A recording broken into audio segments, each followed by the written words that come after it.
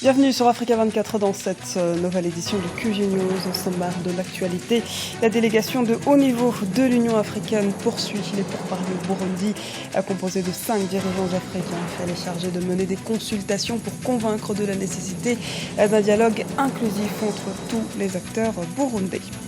Le président Ali Bongo Ondimba a lancé le programme pour l'égalité des chances le 23 février au Gabon. Il s'agit notamment de permettre chaque année à plus de 2000 jeunes Gabonais de bénéficier d'une formation professionnelle. Division sur la fusion des bourses du Cameroun et du Gabon. Nous verrons que les avis concernant l'urgence d'une unification du secteur boursier dans la zone CEMAC, qui compte aujourd'hui 2 bourses, sont assez antagoniques.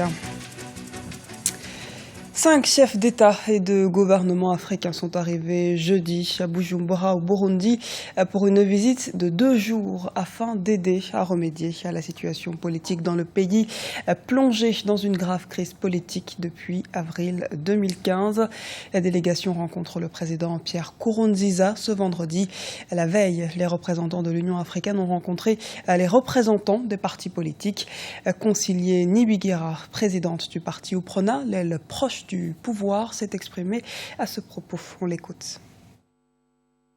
Il y a eu d'abord un mot d'introduction qui a été lu par le chef de la délégation à la personne du chef de l'État de Jacob Zuma et qui nous a indiqué le mandat et l'objet de la visite.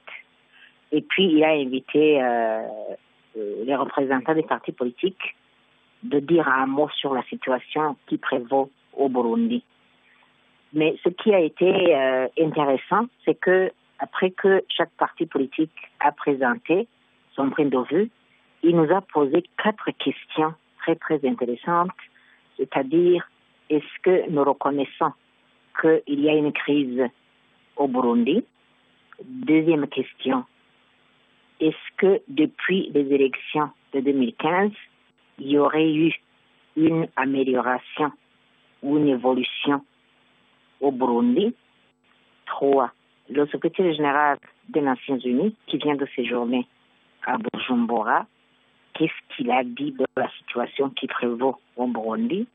La dernière question, c'était de savoir les points que les partis politiques voudraient que qu'ils soient discutés lors du dialogue entre les Burundais. Et chaque parti politique a répondu sur les 4 questions, mais en résumé, ce que nous, à l'IPRONA, nous avons retenu, c'est que il nous a dit, s'il vous plaît, monsieur, mesdames, les représentants du parti politique, et c'est ce qu'il allait dire aux représentants de la société civile et aux confessions religieuses, il a dit, aidez-nous à vous assister. C'est une phrase très très importante qui renvoie la balle dans notre camp, ce qui nous a confirmé que le dialogue inter-burundais va bientôt redémarrer. Le chef de l'État gabonais, Ali Bongo Ondimba, vient de lancer ce 23 février à Libreville un nouveau programme dénommé l'égalité des chances. Concrètement, ce dernier passe par la formation professionnelle de plus de 2000 jeunes par an et l'assurance des soins au plus grand nombre grâce à une prise en charge efficace par la Caisse nationale d'assurance maladie et de garantie sociale. Les explications dans ce reportage de Douglas Toutoum, notre correspondant au Gabon. Commentaire Oumou Kalsoumba. Le président de la République, Ali Bongo Ondimba, a lancé le 23 février 2016 le programme pour l'égalité des chances. Avec une population estimée à plus d'1 800 000 habitants, les inégalités restent très présentes au Gabon. C'est dans ce sens que ce nouveau programme, qui vise à améliorer la politique de partage du chef de l'État gabonais et le changement de mentalité, a été mis en place. Au Gabon, l'emploi formel a baissé de manière continue depuis 1986, selon le rapport 2015 de la Banque mondiale. Je nourris une grande ambition pour mon pays.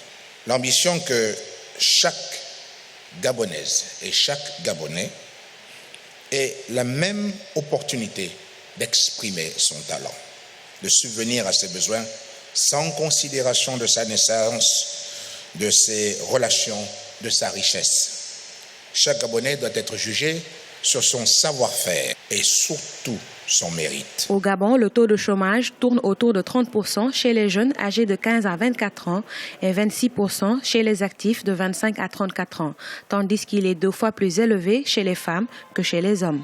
Une situation décriée par la population. Celle-ci espère que le programme pour l'égalité des chances atteindra les objectifs escomptés. L'égalité des chances, c'est une possibilité. Il suffit simplement d'y mettre des moyens, et particulièrement au Gabon. L'enfant du riche, l'enfant du pauvre n'ont pas les mêmes chances, n'ont pas les mêmes possibilités d'accès à quelle que soit la chose. Vu que le taux de chômage au Gabon est tellement élevé, donc il serait mieux que le secteur privé, d'accord, créer de nouveaux emplois. Avec ce programme, le président de la République espère promouvoir la méritocratie au détriment du favoritisme. Selon la Banque mondiale, l'activité pétrolière au Gabon rapporte à elle seule plus de 40% de la valeur ajoutée nationale et plus de 60% des revenus de l'État. Mais ses effectifs représentent moins de 5% de l'emploi formel. Le forum sur le développement des marchés financiers s'est clôturé ce jeudi à Malabo, en Guinée équatoriale. Les positions exprimées concernant la Douala Stock Exchange et la Bourse des valeurs mobilières de l'Afrique centrale de Libreville ont notamment cristallisé le débat. Un reportage de Serge Kofi, notre correspondant en Guinée équatoriale.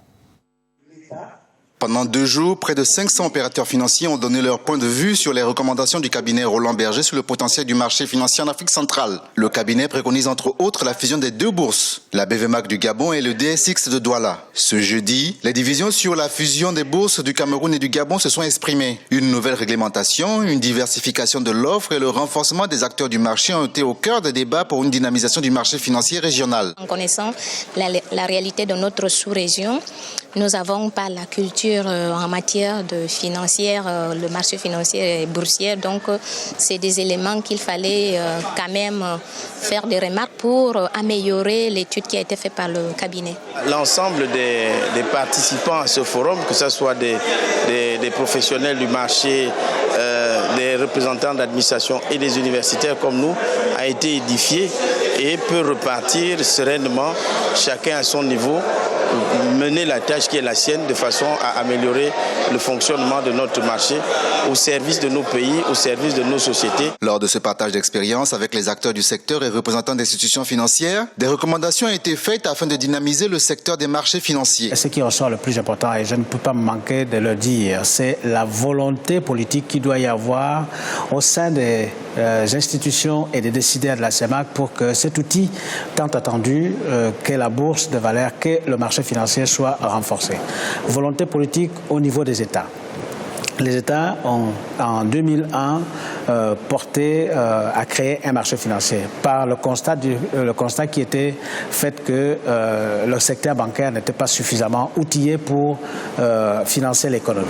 Donc il fallait le renforcer. À l'initiative de la Commission de surveillance des marchés financiers, le Forum sur le développement des marchés financiers d'Afrique centrale a permis de remettre au goût du jour le débat sur la transformation du marché régional. La dynamisation de ce secteur permettrait de mobiliser plus aisément d'importantes ressources au développement.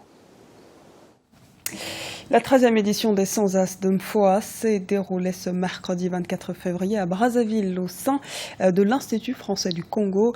Cette soirée culturelle a été honorée par la présence du ministre de la Culture et des Arts. Bienvenue au Kémi. L'événement a permis par ailleurs de récompenser plusieurs artistes et créateurs congolais, comme nous l'explique Deva Panzou. L'Institut français de Brazzaville a servi de cadre idéal ce mercredi lors de la 13e édition du Trophée des créateurs sans Ademfoa.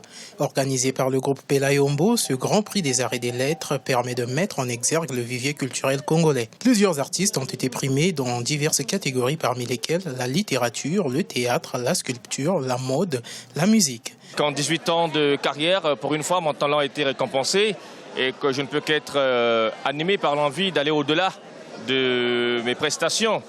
C'est une reconnaissance par rapport à tout le travail que nous faisons de l'autre côté du Congo, donc à Pointe-Noire. Tout le travail qu'on mène dans le quartier, tout le travail qu'on fait pour la promotion culturelle avec le festival Onsango Ndindi.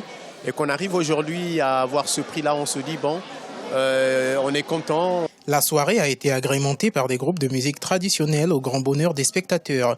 Cette 13e édition est la dernière qui porte l'appellation Sanza Dumfoa, car la 14e s'appellera les Awards Dumfoa. Nos artistes aussi existent et qu'ils ont du talent. Il suffit simplement que les uns et les autres, donc les décideurs, se ramènent à l'évidence que le jour où les vaches à lait s'estomperont, le jour où le pétrole cessera de couler, le jour où notre sous-sol sera dévasté, qu'est-ce qu'il restera au Congo pour se faire valoir sous d'autres cieux, si ce n'est notre identité culturelle? Au-delà du patrimoine congolais, c'est le patrimoine africain que nous essayons de valoriser.